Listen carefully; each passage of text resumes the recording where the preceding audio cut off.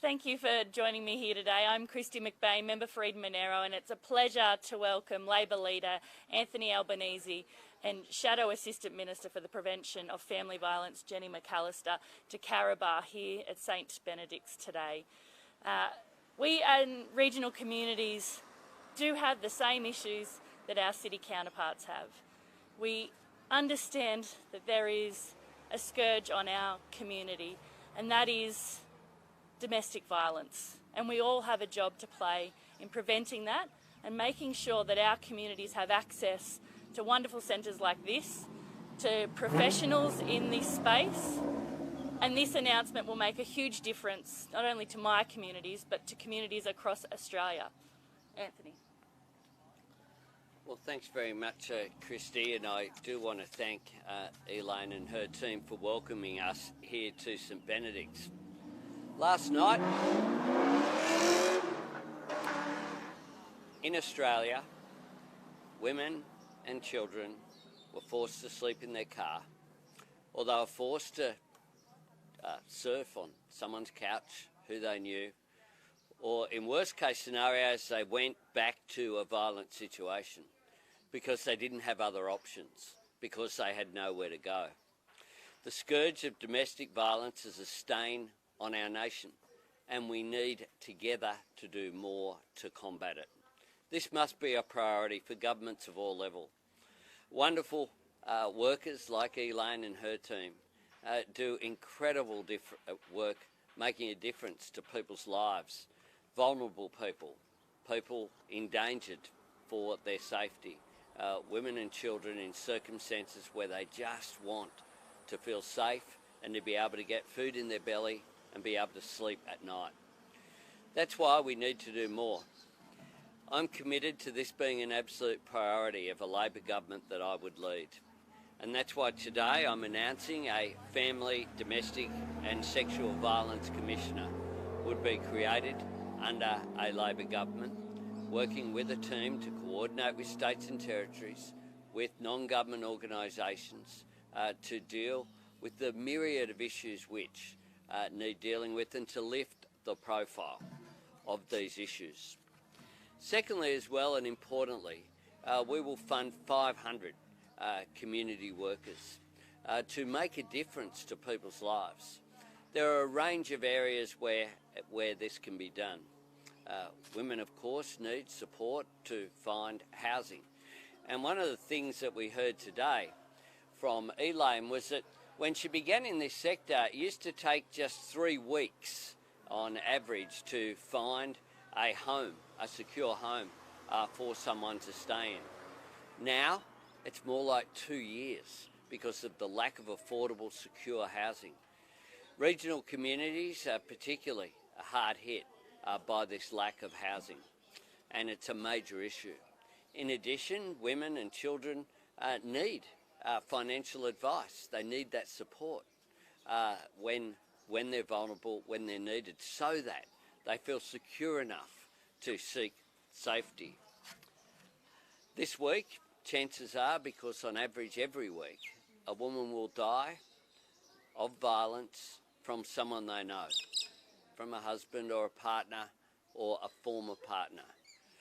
We need to do much, much better in this area. We've already announced 4,000 social housing units would be created under a Labor government and under our Housing Future Fund. We've already announced $100 million of additional funding for crisis accommodation. And of course, we've announced 10 days paid domestic and family violence leave. Together, these measures will make a difference. These measures will work with the incredible work that non-government organisations are doing. Just a couple of weeks ago, near my electorate in Sydney, I attended a fundraiser for Bayside Women's Shelter. There, talking to the workers, they talked about having to turn people away because they don't have enough space to accommodate them. It is a fact that these organisations are having to raise funds in the community, and that's a good thing. We should encourage that. But governments need to do more as well. They need to step up, and a Labor government that I lead would do just that. Thanks, Anthony. Thanks, Christy, for the welcome, and thanks to the team at St Benedict's for welcoming us here today. Police are called to a domestic violence incident every 2 minutes, but all around the country, the services that I speak to tell me that they turn away as many as half of the women who come to them looking for assistance. This is not good enough. When a woman reaches out and asks for help, as a government, we have an obligation to make sure that they do receive assistance at that time. It's why the announcement Anthony has just made is so important. 500 new workers across the country will make a very significant difference. The services I speak to say they could do so much more with an extra pair of hands. These workers could be placed in a specialist domestic violence service so that there would be a caseworker to stand beside a woman as she made this most difficult journey. A worker could be placed in a generalist service like this one, a financial counsellor to help a woman work through the accumulated debts forced upon her by a financially abusive partner. Or a service like this one could employ a children's worker, someone to sit with a young child and help them sort through and make sense of the trauma and the violence that's been inflicted upon them. These are important announcements, and they come hand in hand with an announcement about accountability. It has been way too hard to find out where the national plan is up to. I have sought to ask questions from the Minister about how many of the measures have been initiated, how many have been completed. It's been very, very difficult to find answers. A Commissioner would hold a government to account, would keep track of progress, would work with the states and territories to make sure that we have the data that we need to invest our time and resources in the places where we know we can make the most difference. A Labor government will take this seriously. This whole policy area has been characterised by a disturbing neglect over the last 8 years. Unlike this government, we do not see this as merely a political problem to be solved. We see this as an opportunity to do good, and as you heard from Anthony, this is an opportunity that we won't miss should we form a government. Thank you. Thanks very much, Jenny and Christy. Happy to take questions.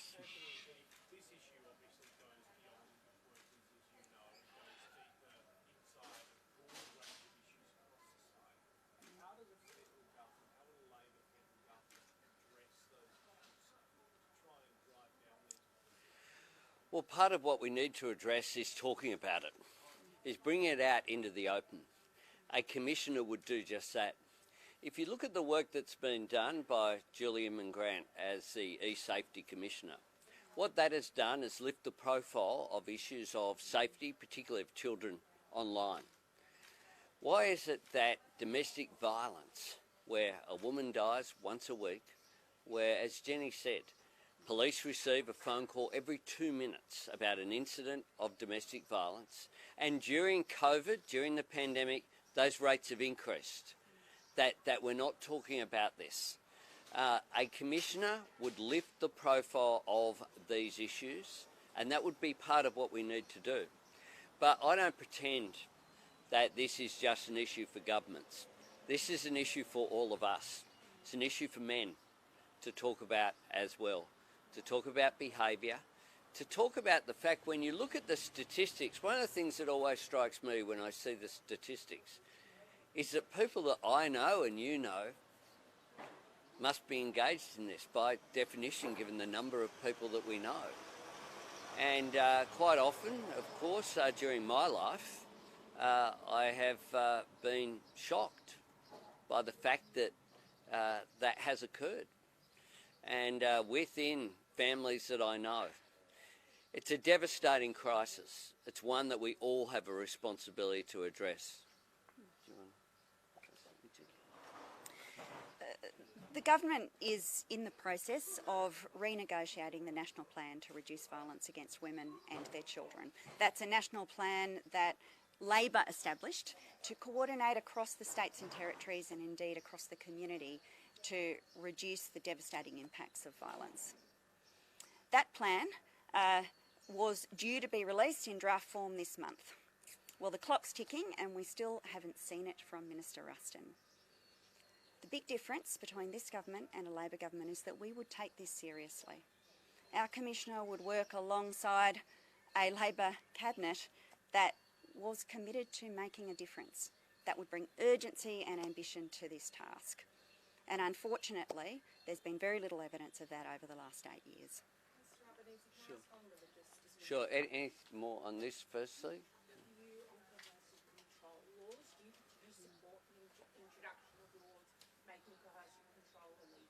We do. Coercive control is a major issue. It's one of the steps, and indeed in some cases can be seen as violence in itself. On that, would you be wanting, like, obviously that those would need to be introduced by states, but would your government, what work would you do? Well, one of the things as part of the national plan, a range of states are of course acting on this, and we applaud them for it. We think that one of the things that a national plan should do, and a commissioner would play a role in, along with a minister. I have someone specifically appointed to deal with these issues in Jenny McAllister, and someone who has been, I must say, an outstanding advocate in opposition. But all you can do in opposition is advocate. In government you can do. And that is what we seek to do. And with an appointment of someone with responsibility, as well as with the appointment of a commissioner, we see that would be very important. These issues shouldn't be partisan. These issues should also be an example of how we deal with our federation, to have more uniformity as well in the way that we deal with some of these issues. In some cases it's quite complex, and different rules, whether you're in Albury or Wodonga, Queanbeyan or Canberra. These issues need more consistency, and we need to, as a nation, deal with this. On the religious discrimination bill, first of all, will Labor support it passing through the lower house? And secondly, Labor has been briefed on it, so what are your concerns? I haven't seen it. We understand Mark Dreyfus. I haven't seen it. I haven't seen it, and I find it extraordinary that the Prime Minister hasn't had the courtesy to do that. I met with Archbishop Comensoli this week. I've met with religious leaders across the board since I've been leader of the Labor Party, and indeed beforehand. And I've met with, because of my own position, I've met with Catholic leaders for 50 plus years. I'm of the view that people should be allowed to, of course, practice their faith. That should be respected. That's my starting point.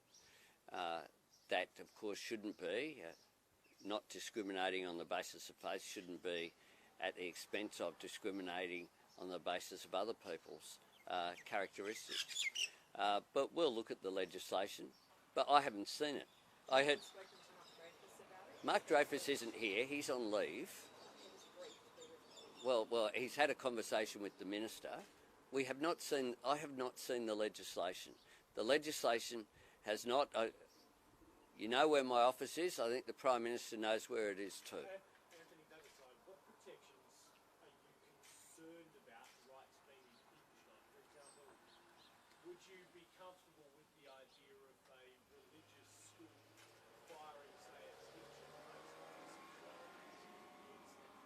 Well, the truth is that speaking to the leaders of the largest religious school organisation in terms of Archbishop Comensoli, he's not seeking to have people sacked, and there's no example that I know of a gay or lesbian teacher being sacked for being gay or lesbian in a Catholic school. I went to Catholic schools throughout my schooling, and I received an education. They were quite generous to me because I had a single mum. I didn't pay school fees, and that's the sort of thing that isn't uncommon. But I'll look at the legislation. I'll examine it. This shouldn't be a partisan view. I know that that is the view of the archbishops, the imams, the other Orthodox leaders. I spoke with Archbishop Makarios and all of the bishops of the Greek Orthodox churches around Australia. I was hosted generously by His Eminence last week at the Cathedral in Redfern. So we'll examine this. This shouldn't be a partisan issue, and we will work through any issue which is there. It is sensitive, which is why I would have thought that it was appropriate for the Prime Minister to actually sit down with us, something that was asked for by the religious leaders, not by others, wanted people to sit down and talk any issues through. The Prime Minister's chosen not to do that. I understand that the legislation wasn't even before their party room yesterday, but a verbal brief was given. I mean, people need to see legislation before they comment on the details of that legislation. And I'm disappointed, but I'm not surprised, because this Prime Minister is never about bringing people together. And one of the things that faith communities do is they bring people together. They bring that sense of belonging and identity through a common shared faith and view of the world. That's why religions can play an important role, and that's why they need to be respected. This Prime Minister is someone who doesn't bring people together and doesn't try to, and hasn't tried to up to this point. But I'm quite willing, as always, as I've said, to sit down with the Prime Minister and talk these issues through. While we're at it, we could talk about the other legislation that he's promised would be here all for the entire term. We could talk about the National Integrity Commission. I understand why he doesn't want to talk about corruption. We could talk about the voice to Parliament and constitutional recognition for First Nations people that was also promised and spoken about in the Governor-General's address at the opening of Parliament of this term. The Beetaloo Basin, is Labor comfortable with taxpayer money being used to help fund a gas company looking to gas exploration in UT? Look, we've made those comments. That's been before the Parliament. It's coming before Parliament today. The Greens are bringing up a if there's something, I don't worry terribly much about what the Greens are doing from time to time. I worry about what the Labor Party does, and what the Labor Party will do is exactly consistent with what we did the last time this was raised. So happy for taxpayer money? We will do exactly what the Labor Party did the last time that was raised, if it's the same issue. Anthony, before you suggested that you understood why the Prime Minister wouldn't want to talk about corruption. What do you mean by that? What are you suggesting? Well, that he doesn't want a National Integrity Commission. He doesn't want a body. If there was a National Integrity Commission, it would be looking at why taxpayers paid $30 million for land that was valued at $3 million. It would be looking at the allocation of taxpayers' money for commuter car parks, as former auditors and experts have said, where no train station exists, and where the allocation was done on a colour-coded sheet, and where only members of the government or candidates who aren't members of Parliament could advocate to get funding. He'd talk about funding for women's sports that was supposed to be funded where there are no women's sporting teams. He'd talk about funding for regional communities that was given to North Sydney Pool. If there was an anti-corruption commission, it would also likely have a look at potentially how it is that $1 million, up to $1 million, was donated for a private legal matter for a Member of Parliament, and those circumstances. There's a range of issues where this government refused to have accountability. And what we've seen, can I say this, with Dominic Perrottet in New South Wales, I note that he's made some very interesting comments as the incoming Premier about the allocation of funds and grant funding as a result of the scandal surrounding his predecessor. Anthony, just following on from that, heading into the last parliamentary week of the year and an election due next year, you have persistently and consistently targeted the Prime Minister over trust issues. Are you concerned about your cut through, that if this is a race between you and